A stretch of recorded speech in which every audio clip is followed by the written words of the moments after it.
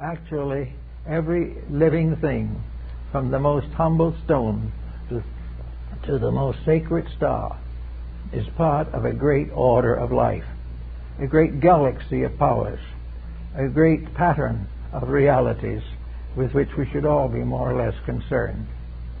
For our purpose today, however, we want to deal with the psychology and mysticism of nature. Nature now we are using to symbolize the natural world with its kingdoms and its various processes. We notice that all of the relationships of life are somewhere to be found here. All of the relationships of human beings are to be found here also.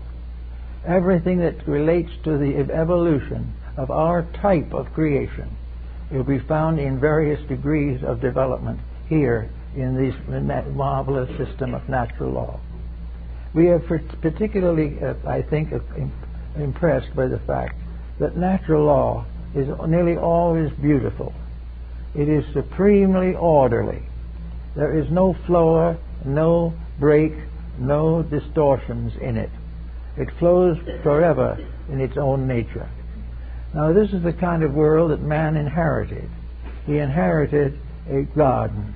We are told definitely that in this garden there were trees. Well, trees are now part of the plant kingdom.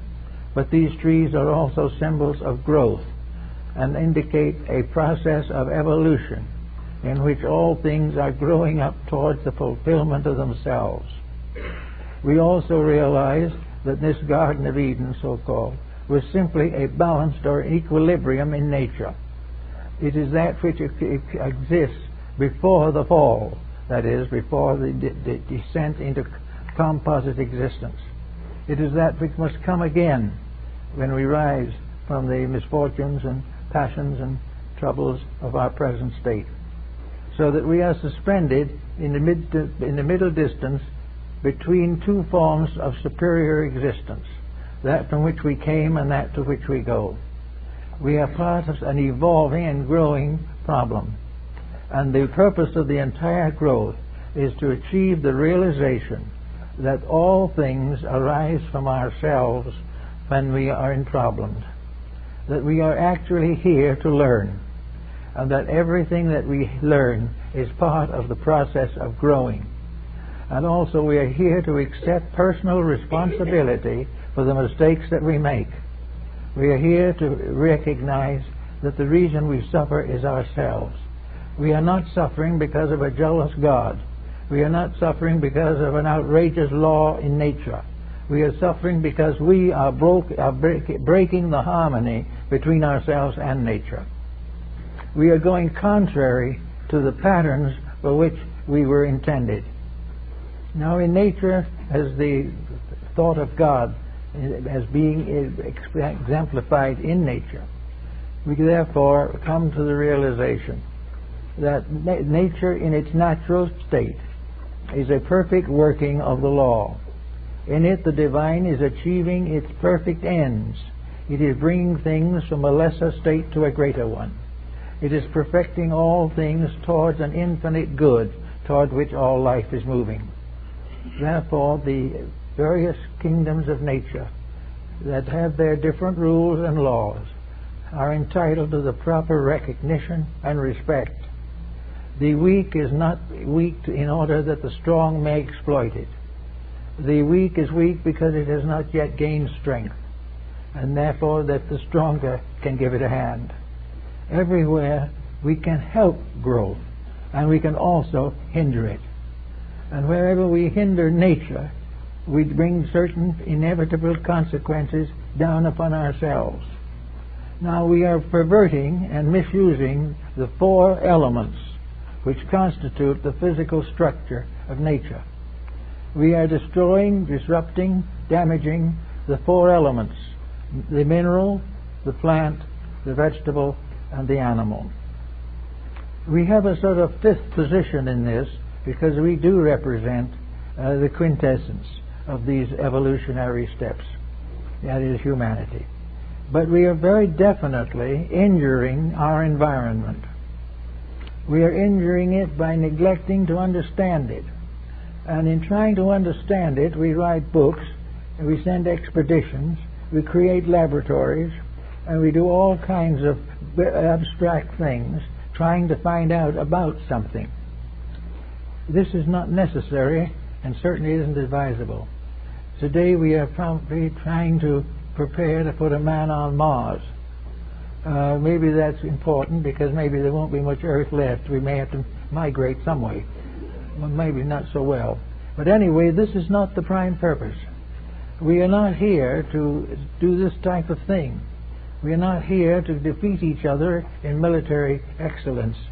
We are not here to create great wealth or leave great poverty. We are here to grow. And the great text of growth is here in our very midst. All we have to do is look out of a window into a natural scene and we see growth. We see the laws of working together. We see how each thing is necessary to the ultimate good. And little by little we gain that all things are necessary to the proper good of man. The human being must redeem what he has destroyed. It is not that some evil power created war. Nature did not. And if nature at some time appears to have a militant tendency, it is usually to break up a crystallization of some kind, and then goes on in its own placid way. Nature destroys nothing. Nature will not accept negativity. Nature insists on bringing things to growth. Sometimes, however, things don't want to grow, and as a result of that, we have a series of conflicts. But man is the only one of these creations that can stand against the laws of nature for a time. But ultimately the laws are stronger than he is. Now, way back in the dawn of things also, in studying nature, we come upon another type of problem, a very interesting one, probably best represented perhaps in the writings of Theophrastus of Hohenheim, Paracelsus. We find that the ancients all believed that these various elements had governments of their own. There was not only the government of humanity by human beings, but there was a government of animals by animals, a government of vegetation by vegetation, and even a government of minerals by minerals. They were all under leadership, and each element was evolving. Each element was reaching out towards the next higher level, or within itself or above itself. And out of this came what the old peoples used to refer to as the nature spirits. These nature spirits were the guardians of elements, guardians of types of life. But Earth is not only a part of us, but it is an empire of itself, with its own rulers, with its own way of life, and in its invisible nature, hierarchies of beings. In the visible nature, the Earth seems to be merely something we want to use. But the more we explore Earth, the more we study it, the more we find that it is intelligent. In everything, if we dig finely deep enough, we will find wisdom.